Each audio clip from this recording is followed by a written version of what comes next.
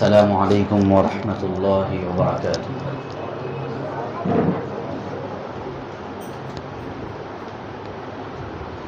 إن الحمد لله نحمده ونستعينه ونستغفره ونعوذ بالله من شرور أنفسنا ومن سيئات أعمالنا. من يهده الله فلا مضل له ومن يضلل فلا هادي له. وأشهد أن لا إله إلا الله وحده لا شريك له وأشهد أن محمدا عبده ورسوله. فأعوذ بالله من الشيطان الرجيم. بسم الله الرحمن الرحيم. يا أيها الذين آمنوا اتقوا الله حق تقاته ولا تموتن إلا وأنتم مسلمون.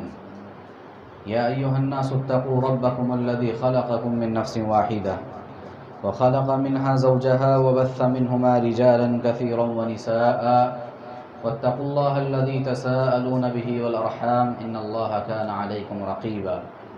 يا أيها الذين آمنوا اتقوا الله وقولوا قولا سديدا يصلح لكم أعمالكم ويغفر لكم ذنوبكم ومن يطع الله ورسوله فقد فاز فوزا عظيما. أما بعد فإن خير الحديث كتاب الله وخير الهدي هدي محمد صلى الله عليه وسلم وشر الأمور محدثاتها وكل محدثة بدعة وكل بدعة ضلالة وكل ضلالة في النار. فأعوذ بالله من الشيطان الرجيم. بسم الله الرحمن الرحيم. وأمر أهلك بالصلاة واصطبر عليها لا نسألك رزقا نحن نرزقك والعاقبة للتقوى. معزز علماء کرام اور معزز سامعین و سامعات، ابھی آپ کے سامنے میں نے سورہ طٰہٰ کی ایک آیت کریمہ پڑھی ہے. دیکھیے، انسان آدم علیہ السلام کی اولاد ہے. دنیا میں انسانوں کی تعداد بے شمار ہے، ان گنت ہیں، اور ہر شخص کی تہذیب الگ ہے، تمدن الگ ہے، ثقافت اور کلچر الگ ہے، زبان الگ ہے، بولیاں الگ ہیں. انسان کی رنگت الگ ہے، کوئی کالا ہے، کوئی گورا ہے، کوئی سرخی مائل ہے. مختلف نوعیتوں کے لوگ اس دنیا میں رہتے اور بستے ہیں. لیکن اس سب کے باوجود، رنگت الگ ہونے کے باوجود، زبان الگ ہونے کے باوجود، مقام اور علاقہ الگ ہونے کے باوجود، اور دیگر اور چیزیں الگ ہونے کے باوجود، سب انسان ایک چیز میں مشترک ہیں، ایک جیسے ہیں. سب کی ایک ہی فکر ہے، اور وہ کیا ہے؟ ہر شخص یہ چاہتا ہے کہ اس کی زندگی پرسکون رہے، خوشحال رہے، تنگحالی اس کی زندگی میں نہ آئے، رب کی رحمتیں اس پر برستی رہیں، برکتوں کا نزول ہوتا رہے، رزق کے اعتبار سے فراوانی ہو اس کی زندگی میں، روزی روٹی کا مسئلہ آسان ہو اس کی زندگی میں، مال و دولت کی ریل پیل ہو، خوب کمائی ہو، وغیرہ وغیرہ. یعنی انسان مختلف خصوصیات کے بنا پہ الگ الگ خصوصیات اپنے اندر رکھتا ہے.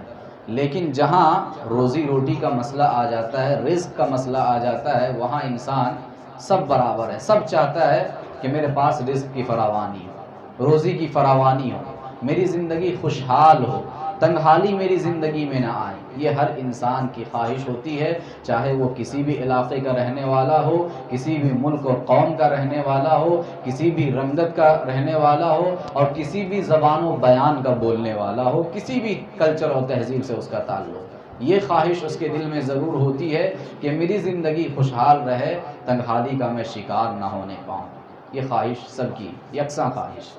لیکن انسان اس کے لیے کوشش بھی کرتا ہے، بھاگ دوڑ کرتا ہے، محنت کرتا ہے، مزدوری کرتا ہے، ہاتھ پیر مارتا ہے، اور طرح طرح کی کوششیں کرتا ہے.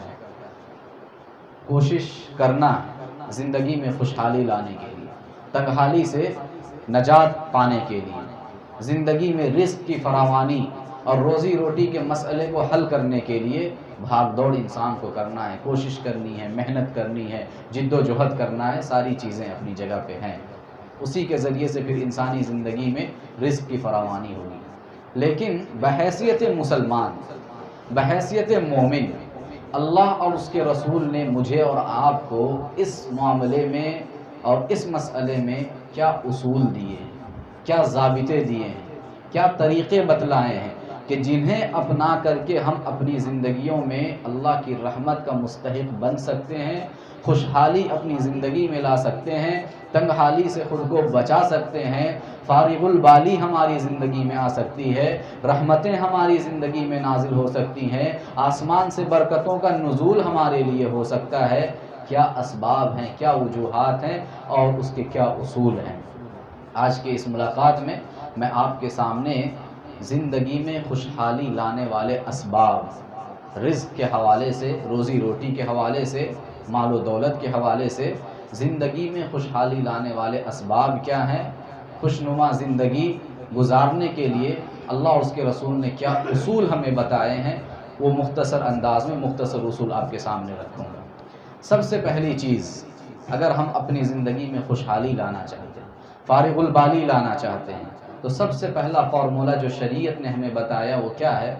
عقیدہ و ایمان کی درستگی اور عمل صالح کی پابندی۔ عقیدہ و ایمان، ایک مومنانہ زندگی کی بنیاد اور اساس عقیدہ ہے۔ انسان اس کا عقیدہ جتنا مضبوط ہوگا، اللہ پر اس کا ایمان جتنا پختہ ہوگا، رب العالمین کی نصرت، اس کی مدد، اس کی تائید اسی قدر بندے کے شامل حال ہوگی۔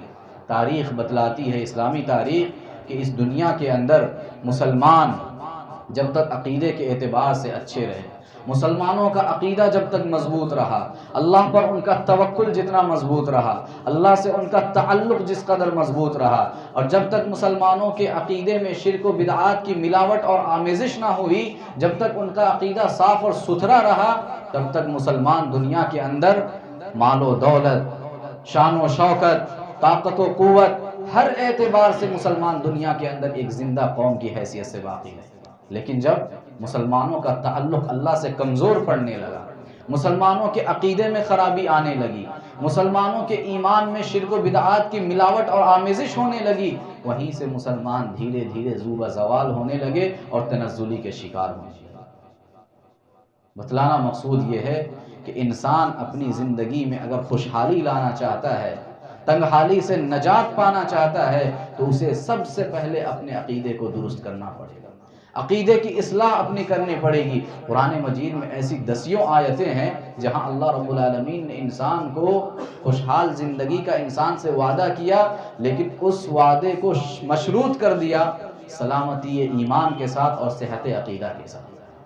قرآن مجید میں اللہ نے کہا، من عمل صالحا من ذکر او انثى وهو مؤمن فلنحيينه حیاتا طیبہ، کہا کہ جو شخص بھی، خواہ وہ مرد ہو کہ عورت، مرد ہو کہ عورت، جو شخص بھی عمل صالح کرے، عمل صالح کرے، کس حال میں کرے؟ وَهُوَ مُؤْمِن، اس حال میں کہ وہ مومن ہو، حالت ایمان میں ہو، اللہ پر اس کا ایمان ہو، فَلَنُحْيِيَنَّهُ حَيَاةً طَيِّبَةً، ہم اسے خوشحال زندگی عطا کریں گے، ایک خوشگوار زندگی ہم اسے عطا کریں گے۔ آیت کے اندر اللہ رب العالمین نے کیا کہا؟ انسان حالت ایمان میں، مومن ہونے کے بعد، اللہ پر ایمان لانے کے بعد اگر وہ عمل صالح کرتا ہے تو اس کی زندگی میں خوشحالی آئے گی۔ بصورت دیگر اگر انسانی زندگی میں اور انسان کے اندر اللہ پر ایمان نہیں ہے، اس کا عقیدہ درست نہیں ہے، تو پھر انسانی زندگی میں خوشحالی نہیں آ سکتی۔ وقتی طور پر اگر انسان کو مل جائے کچھ تو مل جائے، لیکن جو اصل سکون ہے، اصل خوشحالی ہے، وہ انسان کو میسر نہیں آ سکتی ہے۔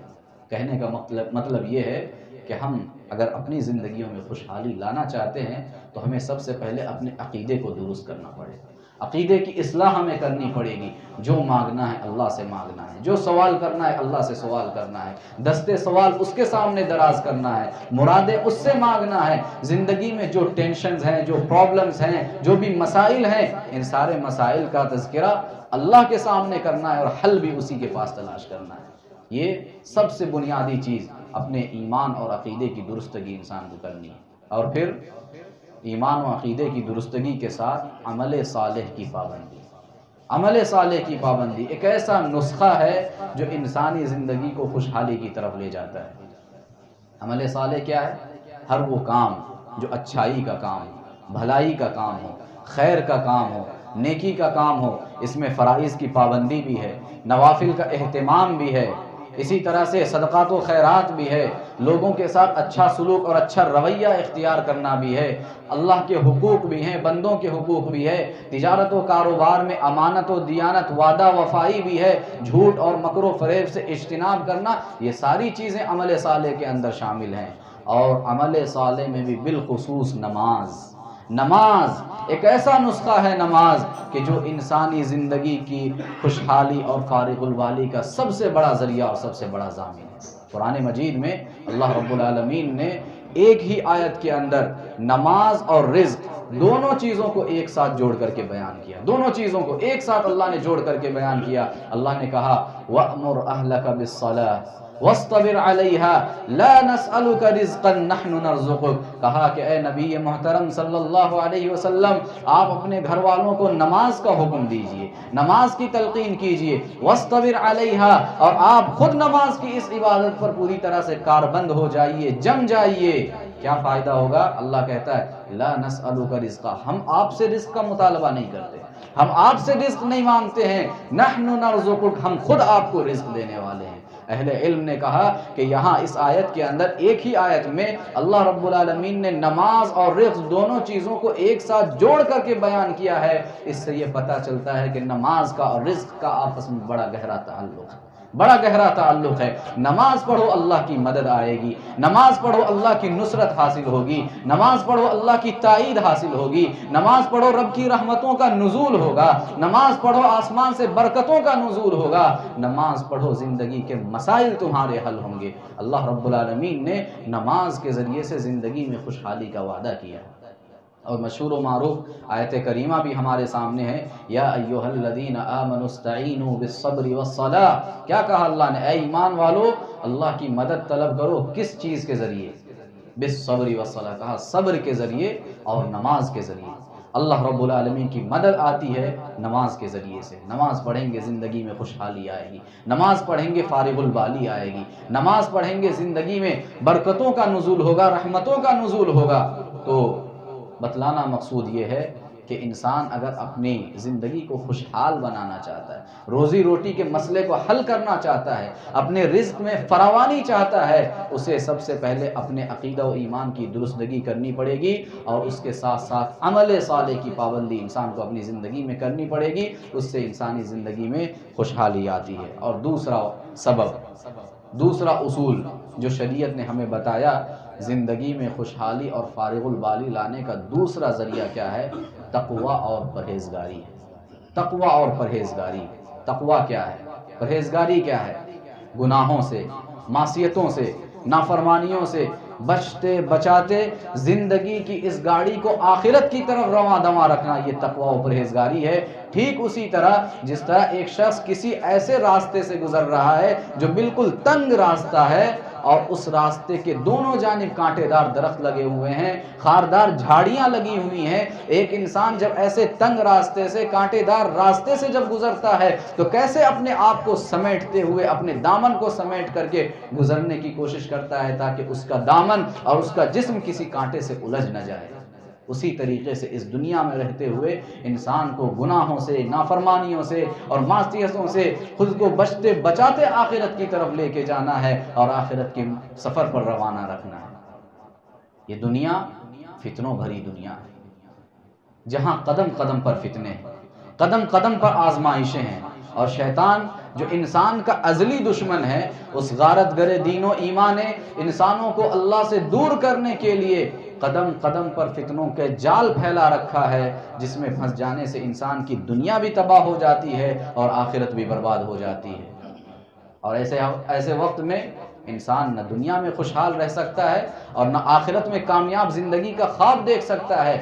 دنیا اور آخرت دونوں جگہ پر تنگحالی سے نکال کر کے خوشحالی کی طرف لانے والی اگر کوئی چیز ہے تو وہ ہے تقویٰ اور پرہیزگاری۔ قرآن نے کہا وَمَن يَتَّقِ اللَّهَ يَجْعَل لَّهُ مَخْرَجًا وَيَرْزُقْهُ مِنْ حَيْثُ لَا يَحْتَسِبُ، کہا کہ جو شخص اللہ رب العالمین کا تقوی اختیار کرے گا، اللہ کا ڈر اپنے اندر پیدا کرے گا، اللہ رب العالمین مشکلات سے نکلنے کا راستہ اس کے لیے پیدا فرما دے گا۔ وَيَرْزُقْهُ مِنْ حَيْثُ لَا يَحْتَسِبُ، اور ایسی ایسی جگہوں سے اللہ اسے رزق دے گا جو اس کے وہم و گمان میں بھی نہ ہو۔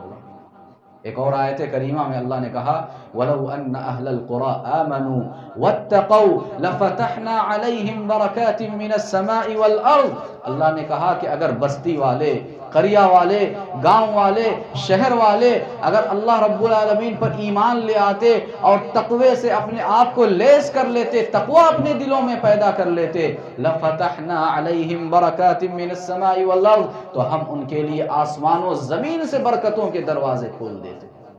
دونوں آیتیں ہمیں کیا پیغام دیتی ہیں؟ ہمیں بتلاتی ہیں یہ دونوں آیتیں کہ انسان اپنی زندگی کو اگر خوشحالی کی طرف لے جانا چاہتا ہے، رزق کی فراوانی اپنی زندگی میں اگر چاہتا ہے، روزی روٹی کے مسئلے کو اگر اپنے لیے حل کرنا چاہتا ہے، اسے اپنے آپ کو تقوی اور پرہیزگاری سے لیس کرنا پڑے گا، تقوی اور پرہیزگاری اپنے اندر پیدا کرنا پڑے گا، اللہ کے احکامات پر اسے عمل کرنا پڑے گا، اللہ کا ڈر، اللہ کا خوف، اللہ کی خشیت اپنے دل میں پیدا کر کے گناہوں اور نافرمانیوں سے اور معصیتوں سے خود کو بچانا پڑے گا، تب انسانی زندگی خوشحالی کی طرف رواں دواں ہوگی۔ اسی طرح سے حضرات ایک تیسرا اصول جو شریعت نے ہمیں بتایا ہے اپنی زندگی میں خوشحالی اور فارغ البالی لانے کا، وہ ہے توبہ و استغفار۔ توبہ و استغفار۔ انسان خطاؤں کا پتلا ہے، غلطیوں کا پیکر ہے، گناہوں کا عادی ہے، چلتے پھرتے اٹھتے بیٹھتے انسان سے کسی نہ کسی انداز میں، کبھی جانے میں کبھی انجانے میں انسان سے غلطی ہو جاتی ہے۔ پیارے نبی صلی اللہ علیہ وسلم کی حدیث ہے، آپ نے فرمایا کل بنی آدم خطاء، آدم کی ہر اولاد خطا کار ہے، ہر انسان گنہگار ہے، کہیں نہ کہیں کسی نہ کسی انداز میں انسان سے غلطی ہوتی ہے، اور بسا اوقات انسان کو اس کا احساس تک بھی نہیں ہوتا ہے۔ اور یہی وجہ ہے کہ انسان جانے انجانے میں غلطیاں کرتا ہے، اسی وجہ سے بسا اوقات ہمارے اوپر طرح طرح کی مصیبتیں آتی ہیں، پریشانیاں آتی ہیں، مصائب آتے ہیں، آلام کا ہمیں شکار ہونا پڑتا ہے، زندگی میں پریشانیاں آتی ہیں۔ بسا اوقات یہ پریشانیاں، یہ مصائب، یہ آلام اور یہ ساری تکلیفیں ہمارے اپنے گناہوں کی وجہ سے آتی ہیں۔ قرآن مجید کی آیت ابھی آپ نے شیخ محترم سے بھی سنا وَمَا أَصَابَكُم مِّن مُّصِيبَةٍ فَبِمَا كَسَبَتْ أَيْدِيكُمْ، اللہ نے کہا کہ تمہیں جو مصیبتیں بھی لاحق ہوتی ہیں وہ تمہارے اپنے ہاتھوں کی کمائی، تمہاری کرتوتوں کا نتیجہ ہے، تمہاری اپنی بدعمالیوں کا نتیجہ ہے۔ انسان سے چلتے پھرتے اٹھتے بیٹھتے خطا سرزد ہو جاتی ہے، غلطی ہو جاتی ہے۔ ایسے وقت میں ہمیں کرنا کیا ہے؟ شریعت نے کہا کہ انسان کو توبہ و استغفار کو لازم پکڑنا چاہیے، توبہ و استغفار کرتے رہنا چاہیے۔ اس کا فائدہ کیا ہوگا؟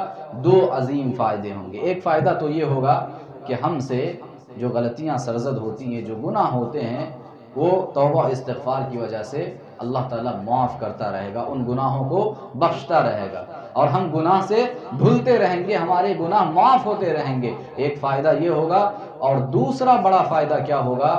توبہ و استغفار کی وجہ سے ہماری زندگی خوشحالی کی طرف دوڑ پڑے گی، رب کی رحمتیں ہم پہ نازل ہوں گی، اور زندگی میں اگر تنگحالی ہے، معاشی مسائل ہیں، معاشی مسائل ختم ہو جائیں گے، تنگحالی ختم ہو جائے گی، ہماری زندگی خوشحالی کی طرف دوڑ پڑے گی۔ کیا دلیل ہے؟ قرآن مجید کے اندر اللہ رب العالمین نے حضرت نوح علیہ السلام کے الفاظ نقل کیے ہیں، حضرت نوح علیہ السلام کے الفاظ نقل کیے۔ انہوں نے اپنی قوم کو دعوت دیتے ہوئے کہا، اپنی قوم کو سمجھاتے ہوئے کہا، کیا کہا؟ اللہ سے کہتے ہیں فَقُلْتُ اسْتَغْفِرُوا رَبَّكُمْ إِنَّهُ كَانَ غَفَّارًا يُرْسِلِ السَّمَاءَ عَلَيْكُمْ مِدْرَارًا وَيُمْدِدْكُمْ بِأَمْوَالٍ وَبَنِينَ وَيَجْعَلْ لَكُمْ جَنَّاتٍ وَيَجْعَلْ لَكُمْ أَنْهَارًا۔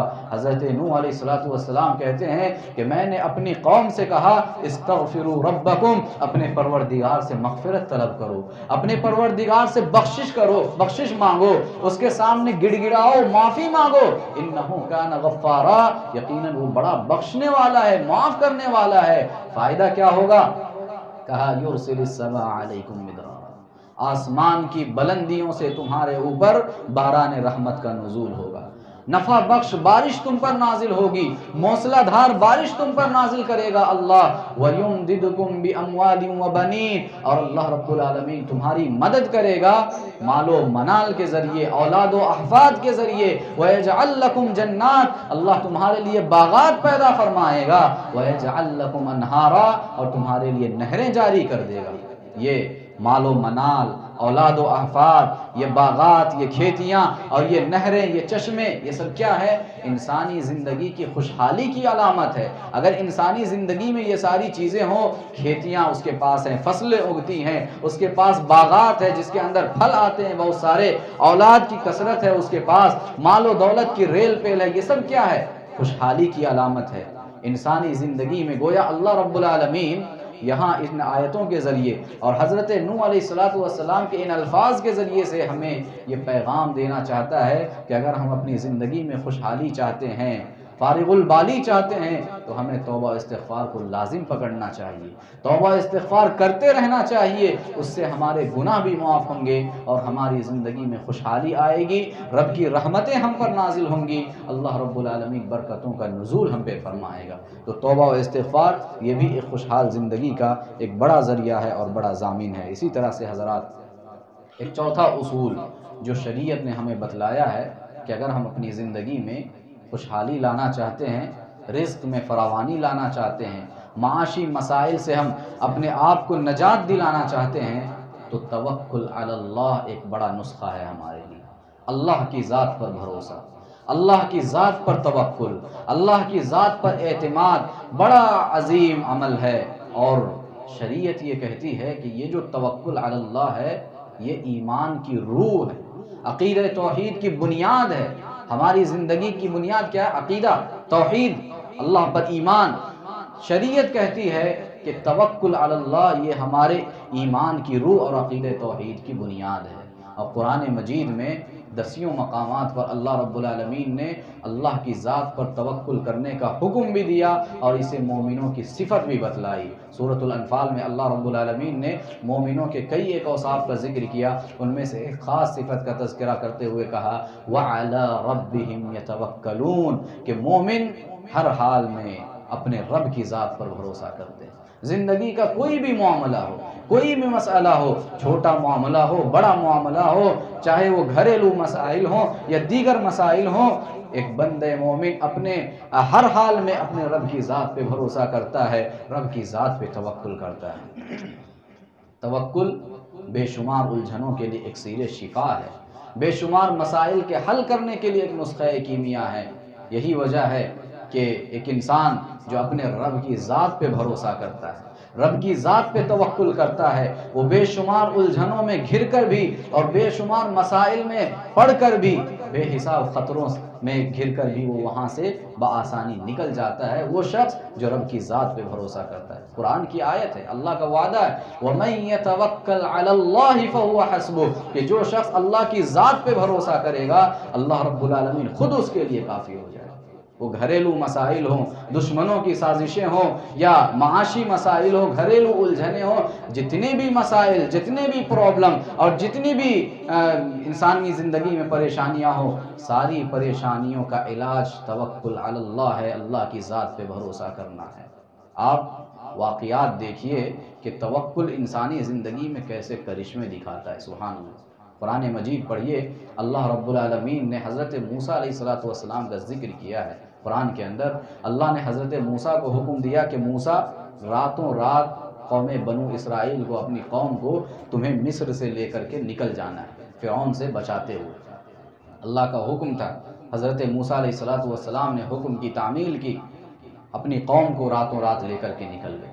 صبح کو فرعون کو جب معلوم ہوا کہ بنو اسرائیل یہاں سے نکل چکے ہیں، موسیٰ انہیں لے کر یہاں سے جا چکے ہیں، وہ ان کا پیچھا کرتے ہوئے، ان کا تعاقب کرتے ہوئے اپنے لاؤ لشکر سمیت ان کے پیچھے نکل پڑا۔ ایک مقام جب آیا، دونوں لشکر جب آمنے سامنے ہوئے، بنو اسرائیل نے دیکھا کہ سامنے سمندر ہے اور پیچھے فرعون کا لشکر ہے، بنو اسرائیل گھبرا گئے، ڈر گئے اور حضرت موسیٰ سے کہنے لگے انا لمدرکون، موسیٰ اب تو ہم پکڑ لیے گئے، اب تو ہم جکڑ لیے گئے، پھر سے ہمیں فرعون کی غلامی کرنی پڑے گی۔ اور ظاہر سی بات ہے، گھبرانے کی بات تھی، سامنے سمندر ہے اور پیچھے وہ فرعون، وہ دشمن برسوں سے جس کی غلامی وہ قوم کرتی آ رہی ہے، پھر سے ہمیں غلام ہونا پڑے گا، گھبرانے کی بات تھی۔ ایسی مشکل گھڑی میں اللہ کے نبی حضرت موسیٰ علیہ السلام کا توکل دیکھیے، کیسا کمال توکل کا ثبوت دیا۔ کہا کلا ان معی ربی سیہدین، کہا ہرگز نہیں، ہرگز نہیں، یقیناً میرا رب میرے ساتھ ہے، وہ ضرور میرے لیے کوئی نہ کوئی راستہ نکالے گا۔ ادھر آپ کی زبان سے یہ توکل بھرا جملہ نکلا اور ادھر آسمان سے وحی نازل ہو گئی کہ موسیٰ اپنی لاٹھی کو پانی پہ مارو، اور لاٹھی کو پانی پر مارنے کی دیر تھی کہ پانی کا ہر حصہ ایک بڑے چٹان کی مانند ہو گیا، جس پر چل کر کے بنو اسرائیل نے فرعونیوں سے نجات حاصل کر لی۔ یہ واقعہ ہمیں بتلاتا ہے کہ جہاں راستے مسدود ہوں اور بظاہر کوئی راستہ نہ ہو، توکل وہاں اپنا کرشمہ دکھاتا ہے اور سمندر پھٹ کر کے انسان کو راستہ دیتا ہے۔ توکل بہت بڑی عبادت ہے اللہ کی اور بہت ہی اہم عقیدہ ہے۔ انسانی زندگی میں خوشحالی اور فارغ البالی لانے کا بھی ایک ذریعہ ہے یہ توکل، اور بہت بڑا ذریعہ ہے۔ پیارے نبی صلی اللہ علیہ وسلم کی حدیث دیکھیے، آپ نے فرمایا لو انکم تتوکلون علی اللہ حق توکلہ لرزقکم کما یرزق الطیر تغدو خماصا وتروح بطانا۔ کہا کہ لوگو، اگر تم بھی اللہ پر ویسے ہی بھروسہ کرو جیسا کہ بھروسہ کرنے کا حق ہے اور بھروسہ کرنا چاہیے، اگر تم بھی ویسے ہی بھروسہ کرو تو اللہ تعالیٰ تمہیں بھی ویسے ہی رزق دے گا جیسے وہ پرندوں کو رزق دیا کرتا ہے۔ پرندے جب اپنے گھونسلوں سے صبح کے وقت نکلتے ہیں، خالی پیٹ نکلتے ہیں، پیٹ میں ایک دانہ نہیں ہوتا، لیکن اللہ پر توکل ایسا ہوتا ہے کہ شام کو جب وہ واپس لوٹتے ہیں، اللہ اس کی توکل کی بدولت ان کے پیٹوں کو بھر کر کے واپس ان کے گھونسلوں میں لوٹاتا ہے۔ یہ توکل کی بدولت اللہ رب العالمین پرندوں کو رزق دیتا ہے۔ ہم انسان، ہم مسلمان، کلمہ پڑھنے والے، اگر ہم اللہ کی ذات پر ویسے توکل کریں، کیا ہماری زندگی میں خوشحالی نہیں آ سکتی ہے؟ یقیناً آ سکتی ہے۔ شرط یہ ہے کہ ہم وہ توکل کریں اور اس انداز میں اللہ پہ بھروسہ کریں جس انداز میں بھروسہ کرنا چاہیے اور جیسا کہ بھروسہ کرنے کا حق ہے۔ لہٰذا توکل علی اللہ یہ انسانی زندگی میں خوشحالی لانے کا ایک بہت بڑا ذریعہ ہے۔ اسی طرح سے حضرات، پانچویں چیز ہماری زندگیوں میں جن سے خوشحالی آ سکتی ہے وہ ہے صبر اور شکر۔ صبر کرنا اور شکر گزاری کرنا۔ صبر دیکھیے، انسان اس دنیا کے اندر ہے، دنیا کیا ہے؟ کبھی انسانی زندگی میں خوشی آتی ہے، کبھی انسان کو غم کا سامنا کرنا پڑتا ہے، کبھی اچھائی اور بھلائی کا ماحول ہوتا ہے، کبھی انسان پر آفتیں اور مصیبتیں آتی ہیں۔ دنیا کے اندر یہ ساری چیزیں ساتھ میں چلتی رہتی ہیں، خوشی بھی ہے، غم بھی ہے، راحت بھی ہے، رنج بھی ہے، مصیبت بھی ہے، ساری چیزیں ایک ساتھ، اسی کا نام دنیا ہے۔ تو انسان اس کی زندگی میں طرح طرح کی مصیبتیں آ سکتی ہیں اور آتی ہیں، پریشانیاں، مصائب، آلام۔ ایسے وقت میں شریعت نے ہمیں کیا بتلایا ہے، کیا کرنا چاہیے؟ شریعت نے ہمیں کہا کہ ایسے وقت میں انسان کو صبر کا دامن تھامے رہنا چاہیے، صبر کا دامن تھام کے رکھنا چاہیے۔ ایسا نہیں کہ مصیبت آئی انسان فوراً جزا فضا کرنے لگا، فوراً گھبرا گیا، اللہ کے خلاف اپنی زبان پہ حرف شکایت لے آیا، تقدیر کے بارے میں غلط سلط باتیں اپنی زبان سے کرنے لگا۔ ایک بندے مومن کی شان نہیں ہے یہ، بندے مومن کی صفت نہیں ہے یہ۔ بندے مومن کی صفت یہ ہے کہ جب بھی کوئی مصیبت آئے، جب بھی پریشانی آئے، زندگی میں مصائب اور آلام آئے، بندے مومن جزا فضا نہیں کرتا، وہ گھبراتا نہیں، اللہ کے خلاف اپنی زبان پر حرف شکایت لاتا نہیں، بلکہ کیا کہتا ہے؟ صبر کرتا ہے، صبر کرتا ہے، صبر کا دامن تھامے رہتا ہے، اور اس صبر کی بدولت بندے مومن کی زندگی میں خوشحالی آتی ہے، فارغ البالی آتی ہے۔ شیخ محترم جو ابھی خطاب کر رہے تھے، انہوں نے اپنی گفتگو کا آغاز جن 3 آیتوں سے کیا ہے، اللہ رب العالمین نے یہاں انہی تینوں آیتوں میں دیکھیے کیا پیغام ہمیں دیا ہے۔ اللہ نے کہا وَلَنَبْلُوَنَّكُمْ بِشَيْءٍ مِّنَ الْخَوْفِ وَالْجُوعِ وَنَقْصٍ مِّنَ الْأَمْوَالِ وَالْأَنفُسِ وَالثَّمَرَاتِ وَبَشِّرِ الصَّابِرِينَ۔ اللہ نے کہا کہ ہم تمہیں آزمائیں گے، ضرور بھی ضرور آزمائیں گے۔ کیسے؟ مختلف انداز میں آزمائیں گے، کبھی بھوک کے ذریعے سے، من الجوع، بھوک کے ذریعے سے، کبھی خوف کے ذریعے سے، ڈر کے ذریعے سے، کبھی وَنَقْصٍ مِّنَ الْأَمْوَالِ، مالوں میں کمی کر کے، والانفس، کبھی جان میں کمی کر کے، کسی کا انتقال ہو گیا جیسے شیخ نے وضاحت کی ہے، مالوں میں کمی کر کے، جان میں کمی کر کے، والثمرات، کبھی پھلوں میں، روزی میں کمی کر کے، مختلف انداز میں ہم تمہیں آزمائیں گے۔ وَبَشِّرِ الصَّابِرِينَ، لیکن اے نبی محترم صلی اللہ علیہ وسلم، آپ صبر کرنے والے بندوں کو خوشخبری سنا دیجیے۔ کون صبر کرنے والے؟ الذین اذا اصابتہم مصیبہ، وہ لوگ کہ جن پر جب کوئی مصیبت نازل ہوتی ہے تو گھبراتے نہیں ہیں، جزا فضا نہیں کرتے، قالوا انا للہ وانا الیہ راجعون، فوراً ان کی زبان سے نکلتا ہے کہ ہم اللہ ہی کی ملکیت ہیں اور اللہ ہی کی جانب ہمیں لوٹ کر جانا ہے، انا للہ وانا الیہ راجعون۔ ایسے صبر کرنے والے بندے، ایسے صابر بندے، بدلہ کیا ملے گا؟ خوشحال زندگی حاصل کرنے پر گفتگو ہو رہی ہے، بدلہ ملے گا، اولئک علیہم صلوات من ربہم ورحمہ، اللہ نے کہا یہی وہ لوگ ہیں جن پر ان کے رب کی جانب سے نوازشیں ہیں، ان کی رب کی رحمتیں ہیں، ایسے ہی لوگوں پر نازل ہونے والی ہیں، اولئک هم المہتدون، اور یہی لوگ ہدایت یافتہ ہیں۔ یہاں دیکھیے آیت کے اندر اللہ رب العالمین نے انسانوں کو کہا کہ حالات کبھی بدل سکتے ہیں، ناگفتہ بے حالات آ سکتے ہیں، مسائل کبھی گمبھیر ہو سکتے ہیں، مراحل کبھی کٹھن ہو سکتے ہیں، لیکن ایسے اوقات میں، ایسے وقتوں میں انسان کو گھبرانا نہیں ہے، صبر کا دامن تھامے رہنا ہے، اس کی وجہ سے تمہاری زندگی میں رحمتوں کا نزول ہوگا، برکتوں کا نزول ہوگا، رب کی رحمتیں تم پر برسیں گی۔ اور دوسری صفت شکر گزاری، شکر گزاری بھی وہ عظیم صفت ہے جس کی وجہ سے، جس کے ذریعے سے انسانی زندگی میں خوشحالی آتی ہے، انسان رب کی نعمتوں کا مستحق بنتا ہے، رب کی رحمتیں اس کی زندگی میں نازل ہوتی ہے۔ اور اس کے برعکس اگر انسان ناشکری پہ اتر آئے تو ناشکری ایک تو انسان کے پاس جو نعمت موجود ہے ان کو بھی ختم کرنے کا ذریعہ بن جاتی ہے، اور جو نعمتیں نازل ہونے والی رہتی ہے ان نعمتوں کو بھی روک دیتی ہے۔ ناشکری وہ بری صفت ہے۔ قرآن مجید میں اللہ رب العالمین نے کہا وَإِذْ تَأَذَّنَ رَبُّكُمْ لَإِن شَكَرْتُمْ لَأَزِيدَنَّكُمْ وَلَئِن كَفَرْتُمْ إِنَّ عَذَابِي لَشَدِيدٌ، کہا کہ تمہارے رب نے یہ فیصلہ کر دیا ہے کہ اگر تم نے میری شکر گزاری کی تو یاد رکھنا لَأَزِيدَنَّكُمْ، میں تمہیں مزید نعمتوں سے نوازوں گا، خوب نعمتوں سے نوازوں گا، وَلَئِن كَفَرْتُمْ إِنَّ عَذَابِي لَشَدِيدٌ، لیکن اگر تم نے ناشکری کی تو یاد رکھنا میرا عذاب بھی بڑا ہی سخت ہے، بڑا عذاب سخت ہے ناشکری کا۔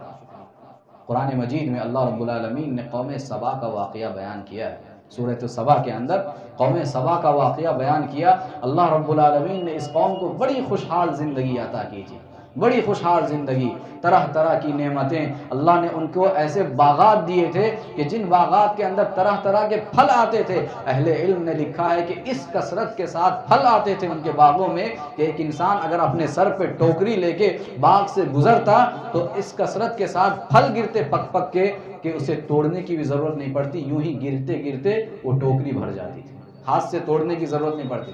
ایسے اللہ رب العالمین نے انعامات کیے تھے اور ایسا باغ انہیں عطا کیا تھا، اور پھر انعام اس پر کیا، اس پر بھی انعام یہ تھا، مزید انعام، کہ ان باغات کو سیراب کرنے کے لیے اللہ نے قدرتی طور پر چشموں کو جاری کر دیا تھا، پہاڑوں سے پانی آتا تھا اور قدرتی طور پر کھیتیاں اور یہ سارے باغات سیراب ہو جاتے تھے، وہ سینچائی ہو جاتی تھی۔ اور اسی طرح سے اس قوم کے لوگ تجارت کرنے کے لیے باہر جاتے تھے، اللہ نے یہاں پہ بھی انعام یہ کیا کہ ان کے جس راستے سے جاتے تھے، شاہراہ عام جو ان کا تھا، اللہ نے دونوں کناروں پر راستے کے سایہ دار درخت لگا دیے تھے تاکہ دھوپ کی شدت انہیں پریشان نہ کرے، دھوپ سے یہ بچ سکے۔ ایک اور انعام اللہ رب العالمین نے ان پر کیا، کیا انعام؟ یہ انعام کیا کہ جب یہ اپنے گھر سے نکلتے تھے تجارتی قافلے کو لے کر کے تجارت کی غرض سے، تو اللہ نے جگہ جگہ پر قدرتی طور پر ان کے لیے پڑاؤ کا انتظام کر دیا تھا، منزلیں بنا دی تھی کہ صبح کو یہ نکلتے تھے اپنے گھر سے، دوپہر آنے تک ایک ایسے مقام کو پہنچ جاتے تھے جہاں وہ آرام سے کھانا پینا کھا سکے، آرام کر سکے، اور پھر دوپہر میں آرام کر کے وہاں سے نکلتے تھے، شام آنے تک ایک ایسی جگہ پہ پہنچ جاتے تھے جہاں وہ آرام سے پھر شام کا رات کا کھانا کھا سکے۔ اس طرح سے اللہ رب العالمین نے منزلیں مقرر کر دی تھی، پڑاؤ قدرتی طور پہ اللہ نے ان کے لیے مقرر کر دیا تھا، طرح طرح کی نعمتیں۔ اور اس قوم سے کیا کہا؟ کلوا من رزق ربکم، واشکروا لہ، اپنے رب کا دیا ہوا رزق کھاؤ اور اس کی شکر گزاری کرو۔ بلدۃ طیبۃ ورب غفور، پاکیزہ شہر ہے تمہارا اور تمہارا رب بھی بڑا بخشنے والا ہے۔ لیکن ہوا کیا؟ قوم ناشکری پہ اتر آئی، وہ قوم ناشکری پہ اتر آئی، اللہ کے خلاف بغاوت پر اتر آئی، پھر اللہ نے ایسا مزہ چکھایا کہ بس اللہ کی پناہ۔ اللہ نے ایسا بند توڑ اور زوردار سیلاب بھیجا اس قوم کے اوپر جس نے پورے باغات کو تباہ و برباد کر دیے اور پورے شہر کو ویران بنا کر کے اجاڑ کر کے چھوڑ دیا۔ یہ واقعہ بیان کرنے کے بعد اللہ فرماتا ہے ذَلِكَ جَزَيْنَاهُمْ بِمَا كَفَرُوا، کہ ہم نے یہ جو بدلہ انہیں دیا، کیوں دیا؟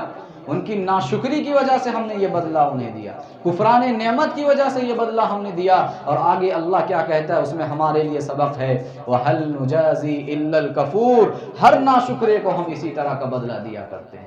ہماری زندگی میں اگر ناشکری آئے گی تو تنگحالی ہماری زندگی میں آئے گی، شکر گزاری اگر ہماری زندگی میں ہوگی تو پھر اللہ رب العالمین کی رحمتیں ہم پر نازل ہوں گی۔ پتہ یہ چلا کہ اگر انسان شکر گزاری کا راستہ اختیار کرے گا، رب کی رحمتیں، اس کی برکتوں کا نزول ہوگا، اور اگر ہم نے ناشکری کا راستہ اختیار کیا تو رب کی رحمتیں ہم سے منہ موڑ لیں گی اور اللہ رب العالمین برکتوں کا نزول بند کر دے گا۔ قرآن مجید کی ایک اور آیت ہے ما یفعل اللہ بعذابکم ان شکرتم وآمنتم وکان اللہ شاکرا علیما، کہ اللہ کو کیا پڑی ہے کہ خواہ مخواہ وہ تمہیں عذاب میں مبتلا کر دے، اگر تم شکر گزاری کا راستہ اختیار کر لو، ایمان لے آؤ، اللہ کو کیا پڑی ہے کہ خواہ مخواہ تمہیں عذاب میں مبتلا کر دے۔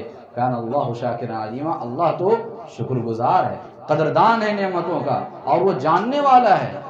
تو بتلانا مقصود یہ ہے کہ صبر اور شکر یہ دو عظیم صفات ہیں جن کے ذریعے سے انسانی زندگی میں خوشحالی آتی ہے، رب کی رحمتیں آتی ہیں۔ ایک اور آخری صفت بیان کر کے میں اپنی بات کو ختم کروں گا۔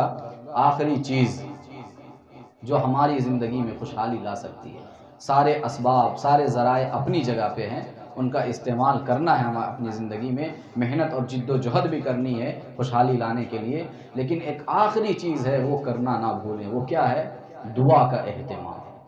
ہمیں اپنی زندگی میں دعا کا اہتمام کرنا ہے، چاہے جو بھی ہمارے مسائل ہوں، دعا کے ذریعے سے مسائل حل ہوتے ہیں۔ اللہ نے دعا کے اندر وہ تاثیر رکھی ہے، وہ طاقت رکھی ہے۔ پیارے نبی صلی اللہ علیہ وسلم نے کیا فرمایا؟ لا يرد القضاء الا الدعاء، کہا کہ انسانی تقدیر کو بدلنے والی اگر کوئی چیز دنیا کے اندر موجود ہے تو وہ دعا ہے۔ انسان اگر دعا کرے، انسان کی لکھی ہوئی تقدیر بھی اللہ رب العالمین بدل دیتا ہے۔ دعا کے اندر وہ صلاحیت، وہ تاثیر پائی جاتی ہے۔ تو ہم اپنی زندگی میں اگر خوشحالی چاہتے ہیں تو خوشحالی پانے کے لیے، خوشحالی حاصل کرنے کے لیے ہمیں دعاؤں کا سہارا لینا پڑے گا۔